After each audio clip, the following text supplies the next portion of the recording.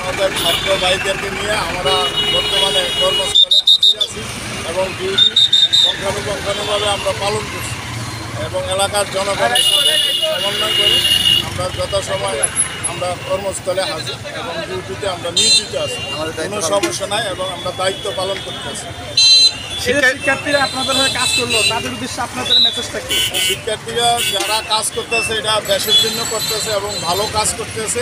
আমরা মনে করি আমরা পাশাপাশি তারাও থাকুক, তারা থাকলে আমাদেরকে আর সহযোগিতা করতেছে, সুন্দর যানজট নিরসন করতে পারতেছে।